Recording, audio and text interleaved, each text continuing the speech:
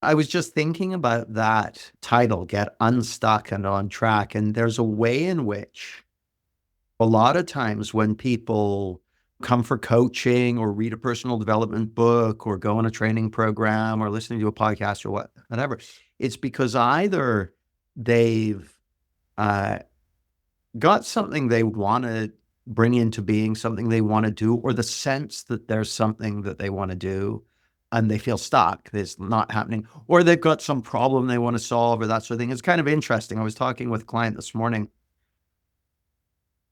and I was telling him about a conversation I had with a fella called Ian Selby, who hired me because he was stuck.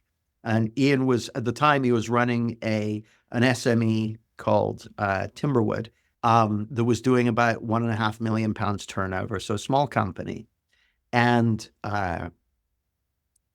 he was feeling stuck. He was feeling unfulfilled in his work. He was feeling like he wasn't kind of being true to himself and his purpose. He was feeling stuck in his relationships, all this sort of stuff. And so he hired me to work with him for a year. And we started off by doing a 3-day intensive, which is basically we get together for 3 days, one-on-one in a venue in the countryside, and he has insights and all that sort of stuff. Anyway, we're half an hour into the first session. And he goes, Jamie, let me stop you there. He goes, I'm going to need a formula for how this is going to work. Now, immediately I get kind of insecure because I haven't got a formula. I just kind of freestyle and like that. But then I realized, oh, hang on a second. Those feelings of insecurity, they're just letting me know about thought in my nervous system. And so I settled down. I was like, oh, that's a relief. And then it occurred to me. I said to him, here's your formula. I wrote it up on the board. I wrote, you plus a misunderstanding equals stuck. And he's like, whoa. Yeah, I like it. I like it. I said, it gets even better. I said, you minus a misunderstanding equals spontaneity, clarity, love, connection, peace, joy, fulfillment. And he's like, come on, let's go. That's perfect. Great. And that's what we spent the rest of the 3 days exploring, and his world transformed and his business transformed and all sorts. Anyway, I tell you that because it looks to me like, well, I'll tell you a bit of background about me. So back in 1998, I went on a weekend training course, and I had a couple of insights. First insight was I realized, up until that point, I felt kind of like life was happening to me. Like I was the passive recipient of life. And my first insight was like, oh, life's a creative process. You're a creative participant in this. You have agency in this. The life you're living today, you've played a big part in making it the way it is. And if you want it to be different, you can change it. You can have it however you want it to be. At least you can have a go at it, right? So I had that realization. And then the other thing I realized is I want to be doing this. I wanted to be training and coaching and this sort of stuff. So I quit my job a couple of weeks later, and I've been doing this ever since. And so I, built a business doing neurolinguistic programming and teaching a lot of coaches and therapists and business people and all that sort of stuff. Then in 2009, I had a couple of insights. My first insight was, oh, everything you've been looking for outside of you is already there within you.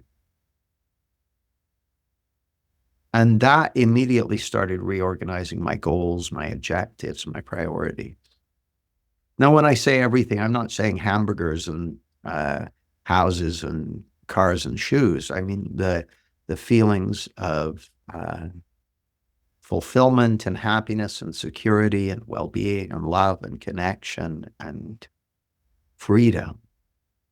That the only place those can ever be found is at the heart of your being. There's nothing outside of you that can provide any of those. It can seem like they come from outside, but that's a trick of the mind.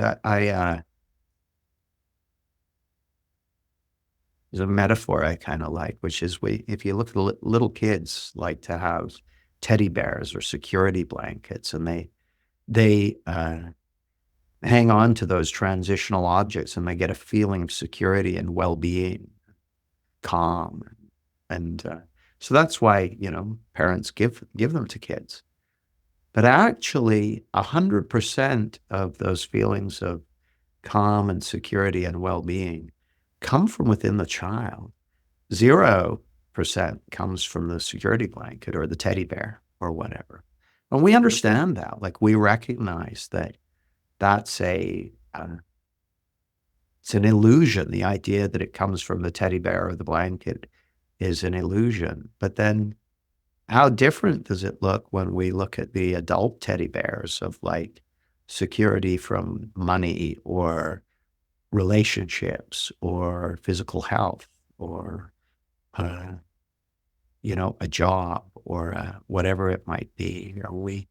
It somehow looks different, but it turns out that the only place those things ever come from is from within. And so it looks to me like one of the most important things a person can discover is how experience is created. Experience is created from the inside out 100% of the time, no exceptions.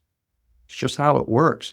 We're living in the experience of this spiritual energy, which I refer to as thought, creating a perceptual reality moment to moment. The neuroscientist Anil Seth describes it. He says, our perception, you can think of our perception as being like a controlled hallucination. Now, I don't know about you. It doesn't look to me like I'm walking around in a controlled hallucination, but that's exactly how it works. That's exactly what's going on.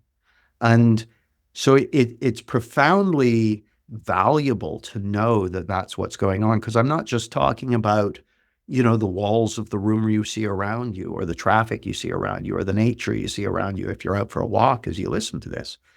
I'm talking about everything you know about past and future, all of that, all of your ideas about the world, all of that is a real-time hallucination being generated from within. Now, by the way, I'm not saying there aren't cars and buses and trees and bananas out there in the world. As best I can tell, for practical purposes, there are.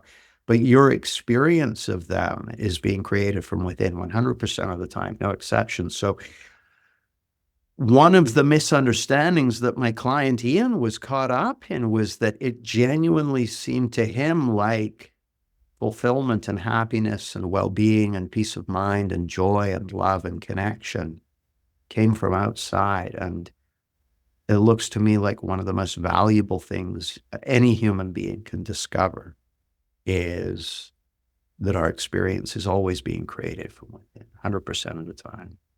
And then the other thing that's super valuable that a person can discover is who you really are. And there's a quote I like to bastardize. It's originally by Teilhard de Chardin, but the way I say it is, we're not human beings having a spiritual experience.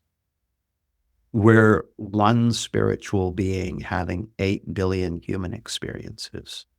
And who you really are is that one spiritual being. Who you really are is consciousness itself.